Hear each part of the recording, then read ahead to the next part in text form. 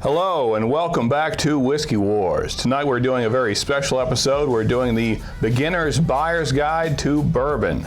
And if you can't trust a guy wearing boots and a cowboy hat to teach you about bourbon, the American spirit, then who can you trust? Some guy on Twitter? I don't think so. Let's get into the list.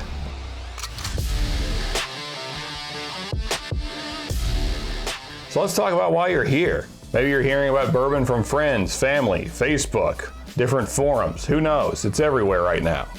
Or maybe you're getting a little older and you're starting to pack on the pounds and you're looking for a lower calorie option in the alcohol world. Bourbon is a great option for that. Or maybe you're here for the worst of reasons. Maybe your sugar is going up and your doctor's telling you you're gonna get the diabetes. None of us want that. So how do we avoid that? Well, we're not gonna go back to that low carb beer. No, that's what we drank when we were young and we cared about how we looked. Now we want something bold with some flavor, and that doesn't suck. So we're gonna drink whiskey like men. And guess what, folks? That's the perfect option because whiskey and bourbon have no carbs. So you can drink all you want and it won't affect your blood sugar. Perfect. So let's get into our list. And let's figure out which ones we want to start with in our bourbon experience.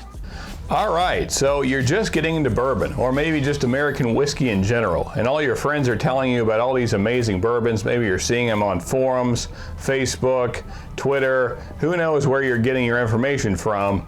But one thing is for certain, when you go into the liquor store, there is a wall of whiskey, and you have no idea what's good and what is a complete waste of money. Well, that's where I come in. Now, if you're like me, when I first got into bourbon, I didn't want to spend a whole lot of money on something I wasn't sure that I would like. So we're going to do the same thing here. Our whole list will be under $20, and also we're going to keep the proof low, because if you're just getting into whiskey, you don't want to scare yourself off with something that's really high proof. Well, this meets both of those criteria. Benchmark, Old No. 8. Now this is a Buffalo Trace product, so it's got kind of that Buffalo Trace profile, so you can expect some kind of apple, some caramel, a little brown sugar, not a whole lot of spice, just real easy to sip on. Now this bottle is something like $8 or $9, and it's 80 proof. That's the lowest you can go and it'd still be a bourbon, and this is a great starter bourbon. Now let's not mince words here. This is not a complex bourbon. It's not super exciting, but when you're first getting into bourbon, you want something kind of mellow that's easy to sip on, so that way you don't scare yourself off. Because if we're being honest, guys, we want to work our way into drinking whiskey neat. That should be the end goal. We want to get away from mixing, because when you're mixing, you can't really taste what's in the bottle. Let's be fair. What you're buying doesn't much matter if you're mixing it with Coke, because then all you can taste is Coke. So this is a great first easy sipper. All right, so that's our number one choice at $8. Our next option, also a low proofer and low in price, is Very Old Barton 80. Again, we're at 80 proof, and this one is something like $10 or $11. Now this is the big bottle, so it would be a little bit more, but the fifth, this size, would be $10 or $11. And here you can expect some cherry notes, some cinnamon, but it's a light cinnamon, it's not super spicy, and of course a little caramel in there, as you would expect with most bourbons. And again, it's like $11. Great also addition to the easy sipper category, and it does drink neat fairly well. All right, next on our list, we got Silas Jones. And again, we're at 80 proof, I believe. Yeah, another 80 proofer. Now here we're stepping up in price a little more. This is around the $14 or $15 mark, but still not breaking the bank. And again, you can expect a little appley note, not quite as much as the benchmark.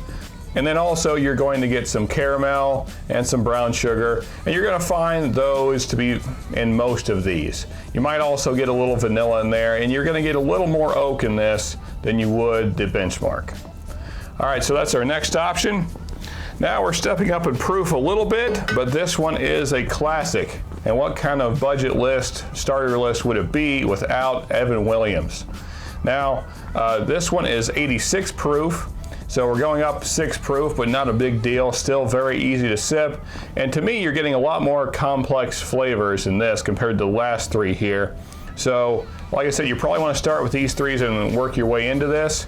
Now here you're going to get a lot more oak, a little sour oak, a lot more caramel, a lot more brown sugar. You're going to get a little char on the back end. You're going to sense that barrel char in there, especially on the finish. But I think this is a wonderful whiskey for the price that it's at. This is around the same price as the Silas Jones, somewhere in that $14 to $15 range for a 5th. This is the bigger bottle, but a 5th is about 15 bucks. And this is one of my favorites. It was one of my go-tos for a very long time, and I still come back to it. As you can see, this bottle's almost empty. All right, next, we got another 86 proof, and this is still one of my favorites if I want something just very light, especially after a long, hot day. This is still a very solid bourbon. This Old Forester 86, the little brother to Old Forester 100.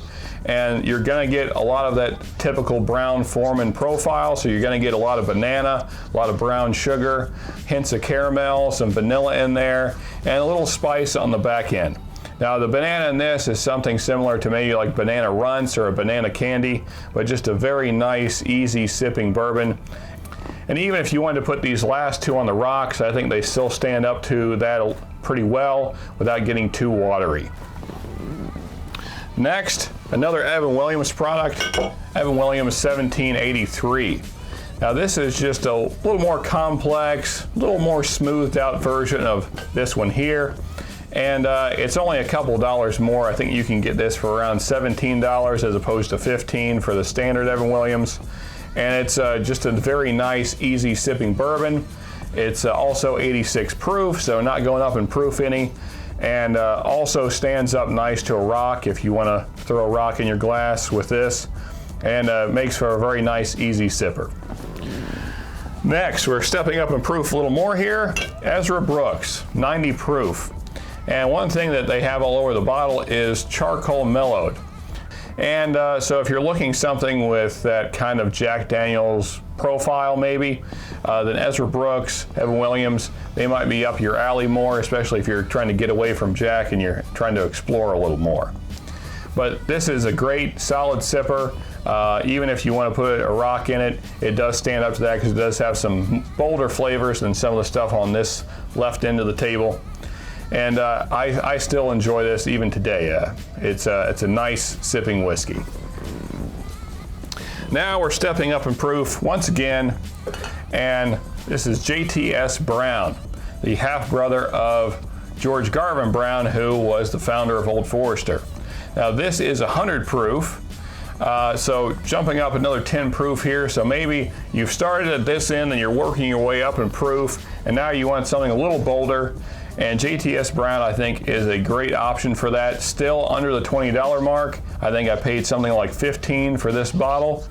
Even at 100 proof, it's not super sharp and bitey. It's just a nice, easy sipper, and you're going to get your typical bourbon notes. You know, your brown sugars, your caramels, vanillas. Nothing super complex, but it is a nice bourbon. Now some honorable mentions, because as the title says, this is about 10 bourbons, and I only have 8 on the table. Well, 2 that are not here that are definitely worth looking at is Wild Turkey 81. So that'd be down here, kind of in this range. Again, a nice, easy sipper. The profile you can expect is kind of cherry and cinnamon, and very easy to sip when you're just starting out. And you can pick that up for around $14 to $15. And then at this end, in the 100 proof category, wouldn't be a beginner's buyer's guide without Evan Williams Bottle and Bond. To me, that is a great option, especially since it's the cheapest bottle and bond I know of that you can get that is really nice quality. So there are some cheaper bottle and bonds, but I just don't think they stand up to the Evan Williams Bottle and Bond. And so that would be right here, and you can get that for around $17 in my area, and it is a solid pour. Even still to this day, I go back to it. In fact, the reason I don't have one is because I emptied one fairly recently and threw the bottle out. So that's my list. I hope you guys go out and try all these. I think this is a wonderful selection for someone just starting out.